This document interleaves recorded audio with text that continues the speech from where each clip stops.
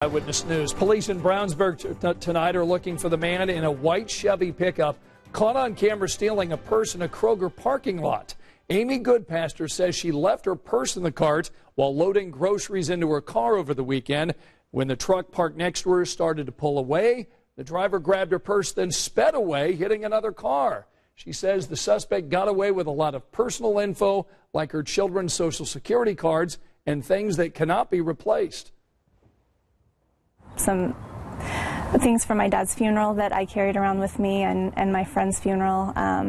Just a bunch of stuff that you don't think about when you're carrying your purse around that I didn't need to be carrying around. Police tonight are checking some other surveillance cameras, hoping to catch a different angle of that suspect.